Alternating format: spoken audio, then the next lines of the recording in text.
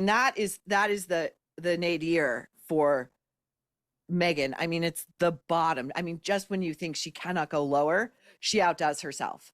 As I've always said, Meghan's the best at being. Earl Spencer just broke his silence on Meghan Markle, and what he said has left royal experts completely stunned. For 9 years, people assumed Charles Spencer agreed with the palace. They thought he shared William's worries about Montecito. But a leak from Althorp House changes everything. The Spencers just drew a line in the sand, and Buckingham Palace is caught completely off guard. A quiet walk on sacred grass changes everything. On July 24th, 2026, an Instagram post went live across social media channels worldwide. Meghan Markle shared 3 private photos from a family trip to Althorp House. The first photo showed Prince Harry walking across a morning lawn, carrying white roses while holding young Archie by the hand. Little Lilibet walked just ahead through soft summer dew, heading toward the water. In the second picture, the family stood near the edge of the lake, looking out toward the small oval island. That secluded island is the exact place where Princess Diana was laid to rest in September 1997.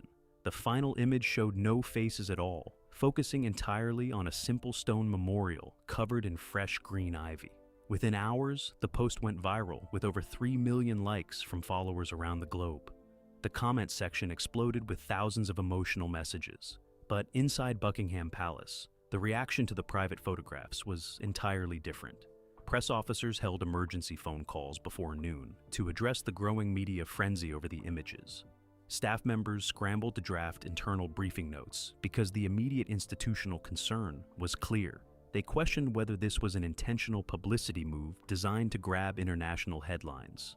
Royal commentators rushed to television studios across London to discuss the unexpected social media drop. Many of them criticized the timing of the release during a sensitive week for the monarchy. They claimed the photos exploited a solemn family site for personal brand building. Some commentators went so far as to accuse the Sussexes of turning a sacred private grave into a public showcase. Sensational tabloid headlines labeled the sudden estate visit a deliberate provocation aimed directly at King Charles. Online commentators debated why Meghan chose to share such personal family moments with millions of followers right now. By the next morning, the official media narrative seemed set in stone across major news outlets. The public was told that Montecito had crossed a red line and damaged relations even further. Then came the sudden turn that nobody in the media or palace anticipated. An hour after the heaviest television attacks aired, an unexpected update emerged directly from Northamptonshire. The official social media account for the historic Althorp estate did not issue a formal complaint or a cold legal statement. Instead, the estate account simply reposted the third image from Meghan's original upload. It was the quiet picture showing the ivy-covered memorial stone sitting near the edge of the lake. Below the photo, a brief caption appeared that read, "Always remembered, always welcome home." Those simple words completely shattered the critical media narrative that had built up over the previous 24 hours. The post had been personally reviewed and approved by Diana's brother, Earl Charles Spencer. Spencer had not just permitted the private visit to happen away from the cameras. He had actively hosted his nephew, opened the estate's private gates, and welcomed Meghan and the children into his home. All of this happened while the rest of the royal family maintained a completely cold silence. That single repost created a massive and immediate divide between the two influential families. On one side stood the royal institution in London, fuming over proper protocols and public optics. On the other side stood Diana's actual blood relatives, quietly offering total public support to Harry and his family. Palace courtiers were caught completely off guard because they had fully prepared for shared family outrage. They had wrongly assumed that Spencer would want to protect his sister's memory from any perceived media circus. Instead, Spencer completely flipped the narrative by aligning himself directly with Harry and Meghan. Insiders report that Harry had called his uncle 3 days before, traveling down to the historic family estate. He asked for personal permission to bring his young children to see their grandmother's quiet final resting place. Spencer did not hesitate for a single second before granting full access to the private estate. He cleared the staff schedules, ensured total security on the grounds, and personally greeted the family upon arrival. He stood waiting in the main courtyard as their car pulled up to the estate doors. For 2 peaceful days, Harry, Meghan, Archie, and Lilibet stayed together in the private west wing of the historic manor house. They walked the quiet grounds without any commercial photographers or media crews following their steps. They ate home-cooked dinners together with their uncle inside the grand main dining hall each evening. The photographs Meghan eventually shared online were taken casually on a personal mobile phone during a quiet morning walk. When the media backlash started filling the news, Spencer watched it unfold from his private study room. Close friends say he was deeply annoyed and frustrated by the negative commentary surrounding his family. He felt the press was deliberately twisting a genuine, peaceful family moment into a political weapon. His decision to repost the picture was a deliberate answer to the vocal critics. It was a clear message to the public, but more importantly, a direct message to Buckingham Palace itself. The Spencer family was simply not going to be used as a stick to beat Harry anymore. This protective move created immediate tension between the estate and Kensington Palace. Prince William has long maintained a strict boundary regarding his late mother's public memory. He firmly believes her lasting legacy belongs strictly to her 2 sons, far away from public relations games. Sources close to William suggested he was deeply uneasy with the public social media post appearing online. He has always preferred to keep personal visits to Althorp entirely private and completely hidden from public view. The massive difference in overall approach between the 2 brothers became glaringly obvious. William acts as a dutiful future king, protecting an institutional image at all costs. Harry acts as a son, relying directly on his mother's original family for genuine personal support and comfort. And when forced to choose a side in the public dispute, Charles Spencer chose Harry's side completely. By opening his private doors so wide, Earl Spencer gave Harry something the palace could never strip away. He gave him institutional legitimacy and a direct, unbroken connection to his beloved mother's rich heritage. This unexpected development has left top royal experts asking one very fundamental and critical question. Why did Charles Spencer decide to break his long-standing protocol and speak out so clearly right now? To fully understand Spencer's sudden move, you have to look far past the recent social media photos. You have to look back to an important private conversation that took place almost 9 full years ago. It was a tense conversation inside a quiet library at Althorp that very few people have ever spoken about publicly. Back in November 2017, right before the grand royal wedding at Windsor Castle, Harry brought Meghan to meet his uncle. What actually happened during that tense private meeting set off a massive chain of events that is still playing out today. 4 words whispered behind grand oak doors. The official response from the estate was not an accident. Behind the heavy wooden doors of the stable's courtyard, the atmospheric pressure was intense that morning. While commentators tore the social media photos apart on live television, Charles Spencer was walking the long, sunlit hallways of his home. He was holding a cold cup of morning tea, reading the breaking headlines on an iPad. Beside him stood Dr. Kat Jarman, his wife and trusted confidant. She watched him scroll through column after column of angry press reports. She listened as he paced across the historical floorboards of the main house. "They are doing it again," Spencer quietly remarked to a senior estate manager standing in the room. He did not mean Harry. He did not mean Meghan. He meant the press machine in London. The media was claiming that the Sussexes had invaded a private sanctuary for public relations gain. They were writing that the estate had been used without proper reverence for the dead. They insisted that the whole visit had been staged to shock the royal family. Spencer called his digital team to the ground floor office. He did not draft a long defense. He did not ask permission from Clarence House. He gave a single, 4-word direction to his social media manager: "Put the stone up." Within minutes, the 3rd image appeared on the official estate feed. The simple caption was published: "Always remembered, always welcome home." That single move bypassed the entire royal press apparatus. It was an instant validation of the visit. It told the entire world that Montecito had full permission to be on the estate grounds. To reinforce the point, Dr. Jarman shared another series of photos just 2 hours later. She posted images of the historic St. Mary Magdalene church grounds near Sandringham. She highlighted the quiet gravesite of Spencer's infant brother, John Spencer, who died in 1960. The message behind her post was impossible to miss. The Spencer family regularly shares private grave sites and family heritage moments with the public. Doing so is not commercial exploitation, it is pure family memory. Inside the Royal Communications Office in London, the reaction to Spencer's quiet move was total disbelief. For days, court officials had been leaning into a very specific media line. The narrative was that the Sussexes were completely isolated, cut off from all aristocratic circles in the United Kingdom. They expected the Spencer family to stay out of the crossfire. They thought the Earl would remain silent, allowing the press to frame the Althorpe visit as an uninvited intrusion. They believed the aristocratic network would back the monarchy. Instead, Spencer proved that Harry still has an elite sanctuary on British soil. Royal author Tom Bower once documented how deep the Spencer family dynamics run.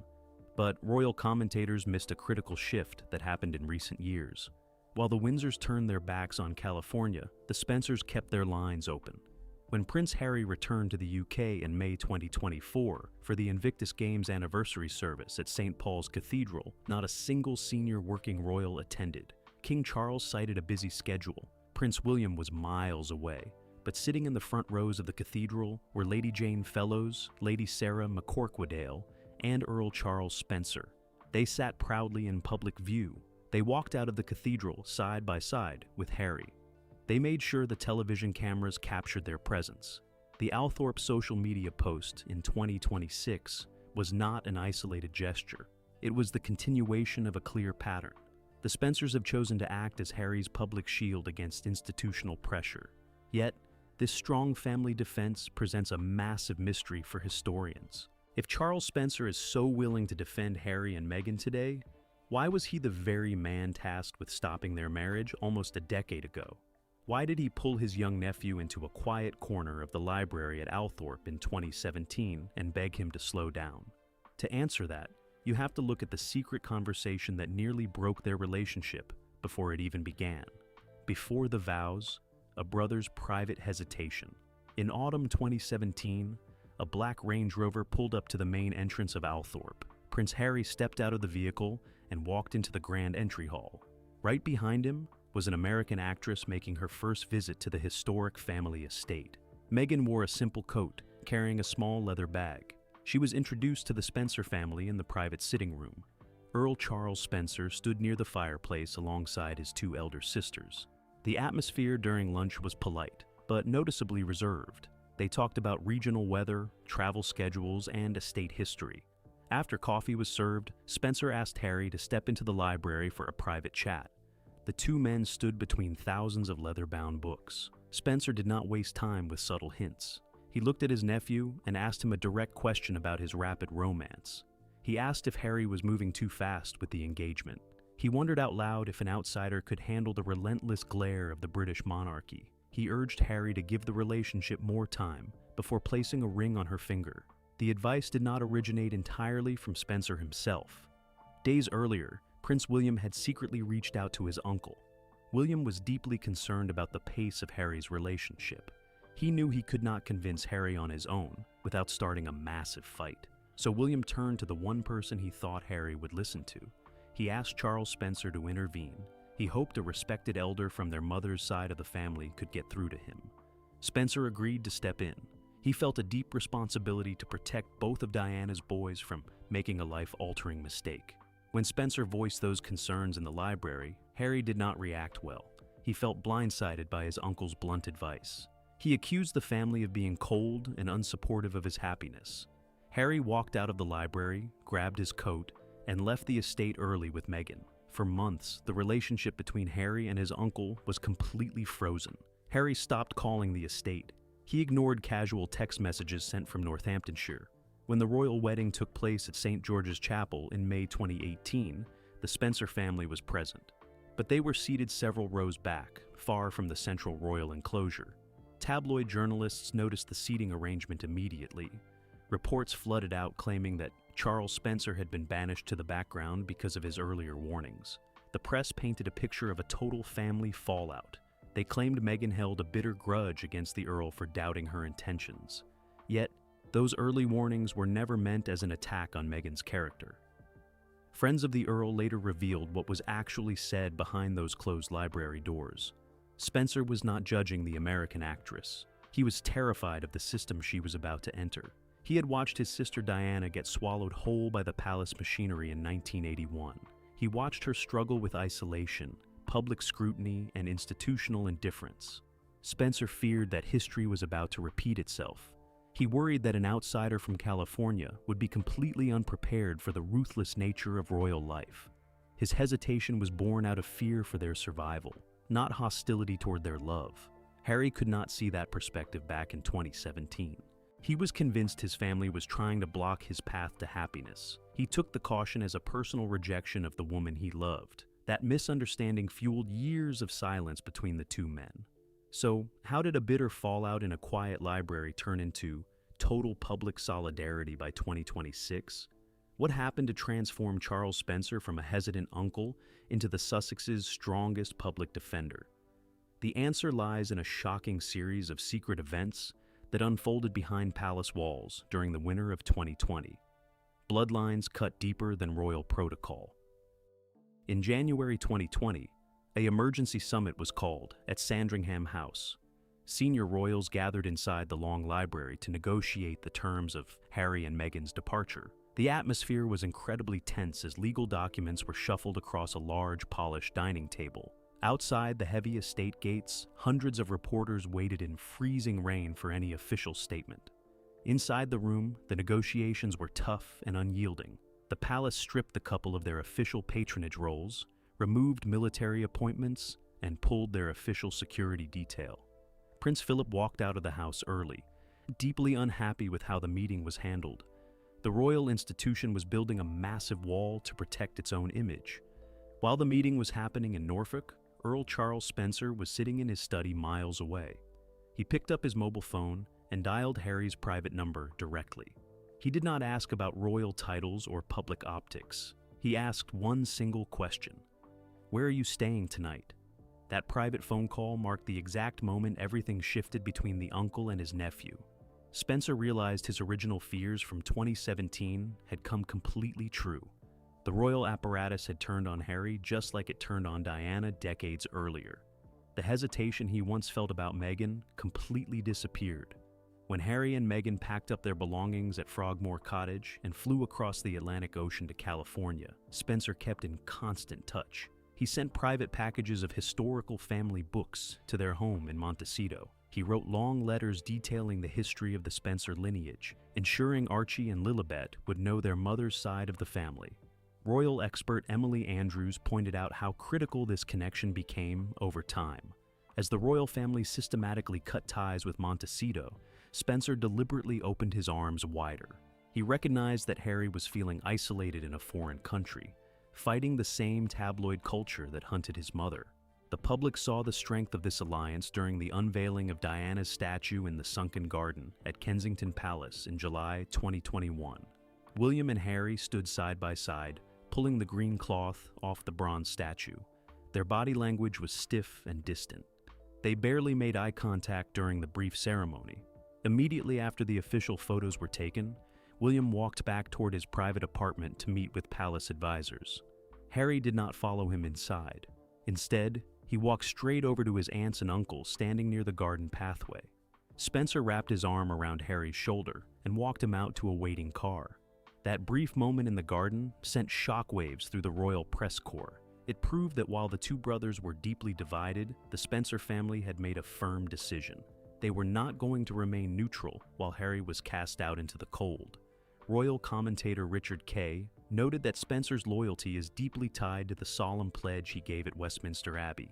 He promised to shield Diana's children from the harsh machinery of state duty. Protecting Harry when he was down became a matter of personal honor for the Earl. By the time 2026 arrived, the palace expected Spencer to quietly step back from the public feud. They believed the passage of time and the distance across the ocean would weaken the family bond. They assumed Spencer would prioritize his standing with the future king, Prince William, over a rogue nephew living in exile. Instead, the recent Althorp visit proved the exact opposite. Spencer did not just allow the visit, he celebrated it publicly. By validating Meghan's photographs, he signaled to the world that Montecito has the full backing of Diana's estate. This public stance has created an immense problem for Buckingham Palace and King Charles. The The royal PR strategy has long relied on framing Harry and Meghan as completely isolated figures who abandon their British heritage. But how can that narrative hold up when Diana's own brother welcomes them with open arms? The alliance between Althorp and Montecito has effectively broken the palace's narrative control. It shows that Harry has not lost his connection to Britain. He has simply chosen a different home within it. Yet this deep family connection raises a far more dangerous threat for the future of the monarchy. As the rift between William and Harry grows wider every single day, where does this leave the future king? What happens to the royal family when the real keepers of Diana's legacy stand completely on the other side of the fence? The shadow of the crown at Althorp. In August 1997, a dark helicopter landed on the oval lawn near the lake. Prince William and Prince Harry stepped out onto the damp grass alongside their father. They had come to place a small wooden cross near the water before the global media arrived. The atmosphere was completely silent except for the wind passing through the ancient oak trees. Earl Charles Spencer stood waiting near the boat dock with two estate workers. He watched his young nephews stand quietly near the water's edge. At 13 and 12 years old, the boys looked overwhelmed by the sudden loss. Spencer made a private promise to himself on that humid afternoon. He resolved that Althorp would always serve as a safe refuge for Princess Diana's sons away from London politics. For several years, that unspoken promise held firm across the family. The young princes visited the property during school holidays to fish, ride horses, and escape public scrutiny. They stayed in the private rooms on the top floor, where television cameras were strictly banned. The estate offered a rare taste of normal life during their turbulent teenage years. By 2010, the situation began to change quietly behind the scenes. As William prepared for his role as a future monarch, his visits to the estate became far less frequent. Buckingham Palace advisors encouraged him to keep his public image closely aligned with the royal household rather than the Spencer family line. The estate that once served as a shared sanctuary was slowly becoming a point of tension between the brothers. When Harry chose to bring Meghan Markle to the lake in July 2026, he was reclaiming that original private refuge. He brought young Archie and Lilibet to the exact spot where he had stood as a grieving boy. The visit was a direct signal that his mother's bloodline remained his true emotional anchor. Spencer's decision to support the visit publicly brought the long-standing family tension right back into the open. By welcoming Montecito so openly, he drew a clear line between the Spencer heritage and the royal establishment. He showed that the promise made on that damp afternoon in 1997 was still very much alive today. The reaction inside Kensington Palace was immediate and cold. Staff members watched the news broadcasts unfold with growing frustration. William felt that using the sacred grounds for public posts was crossing an unspoken boundary. He had always believed that honor to their mother should be handled away from media channels. Yet Spencer viewed the situation through a completely different lens. He saw a nephew who had been stripped of his official roles and left without institutional backing. To the Earl, opening the gates of his ancestral home was a basic duty of family loyalty. He refused to let palace optics dictate who could honor Diana's memory. This fundamental disagreement highlights a massive rift in how both sides view their history. William sees his mother's legacy as part of the crown's ongoing story. Harry and the Spencers view her legacy as a separate, deeply personal heritage that exists outside the monarchy. That distinction has created an unbridgeable divide between Clarence House and the Northamptonshire estate. Royal historians have pointed out that this dynamic is not entirely new. The Spencer family has locked horns with the crown at various points over the centuries.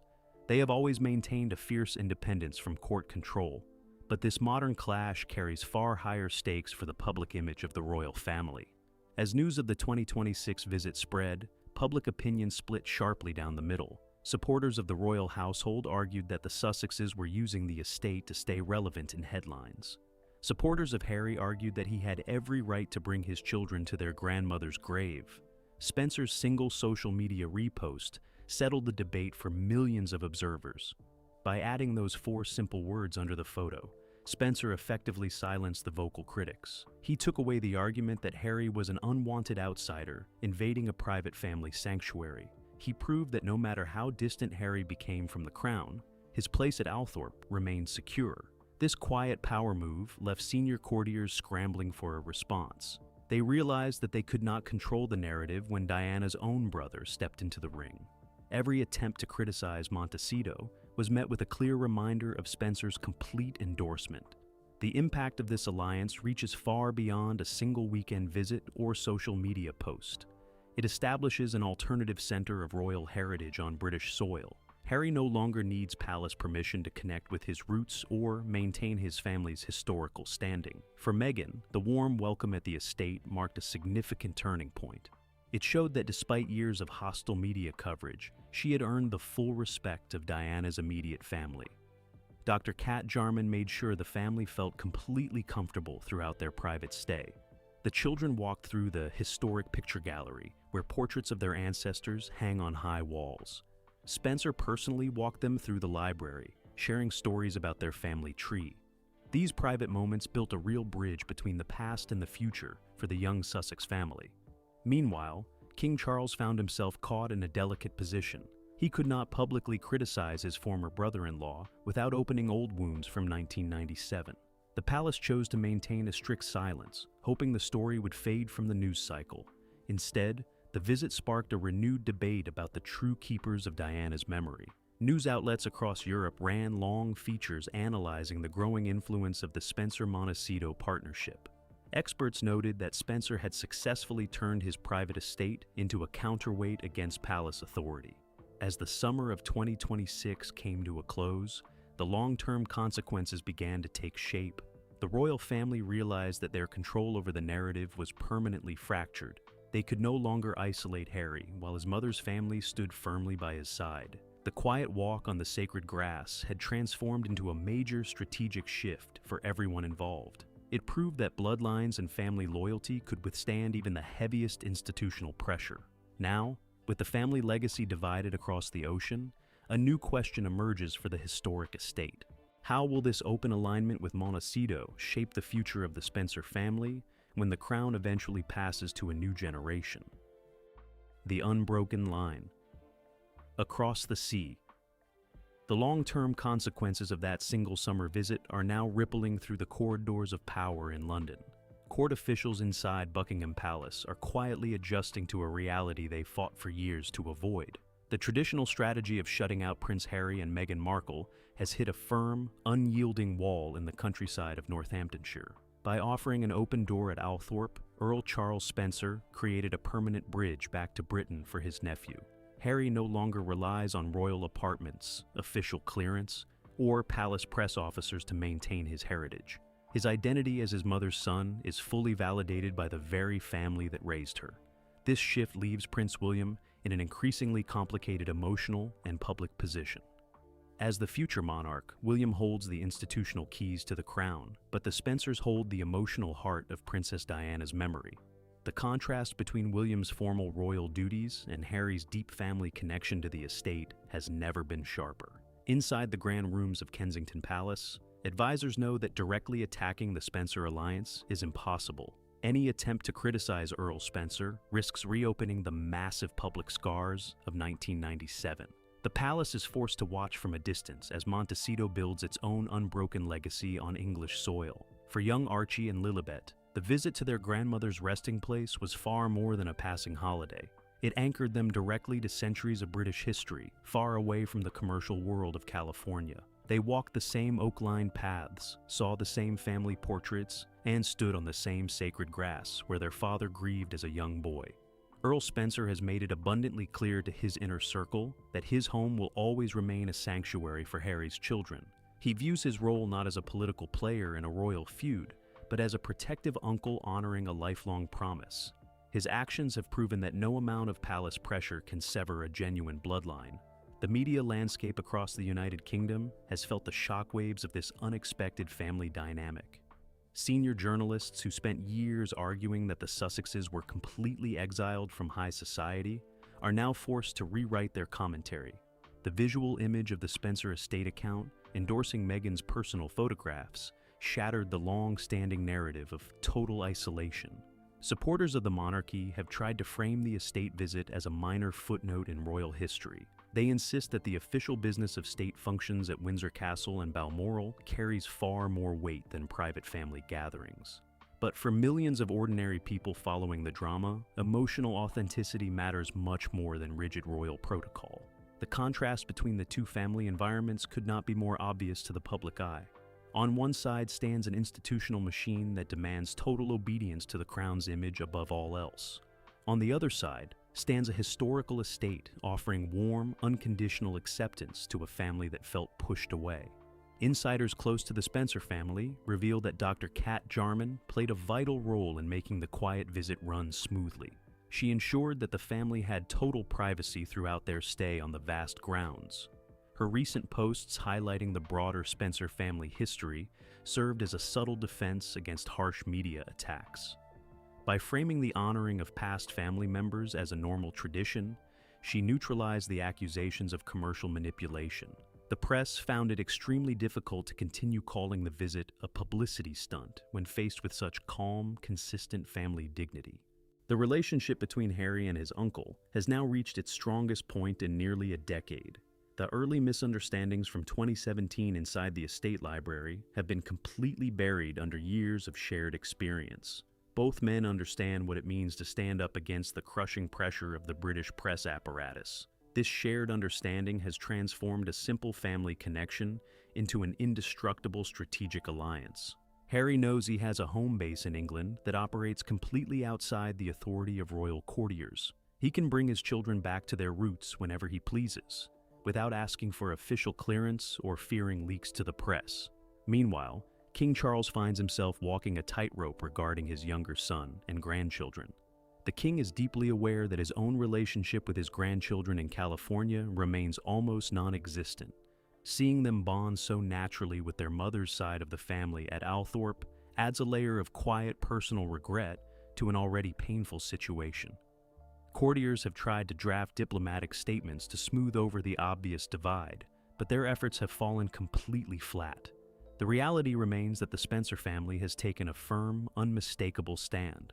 They have made it clear that their loyalty lies with Diana's sons, regardless of institutional politics or royal titles. As the summer of 2026 fades into autumn, the balance of power within the broader royal narrative has permanently shifted. The crown no longer maintains a total monopoly on the memory of the Princess of Wales. Her legacy is now actively shared between the ruling house in London and the historic seat in Northamptonshire. This dual reality presents a lasting challenge for the future of the British monarchy. When the crown eventually passes to Prince William, he will have to navigate a landscape where his brother holds an independent center of gravity on British soil. The Spencer line has proven that true family loyalty cannot be controlled by royal decrees or press briefings. The quiet lake at Althorpe remains still, surrounded by ancient trees and soft green grass. But the bold message sent from its shores in 2026 will echo across the royal landscape for generations to come. The Spencer line has drawn its boundary, and the crown can only watch from afar. What unfolded on that quiet island at Althorpe proves one undeniable truth. Bloodlines run far deeper than royal protocol. Earl Charles Spencer sent a message that echoed around the world. Prince Harry, Meghan, and their children will always have a true home on British soil.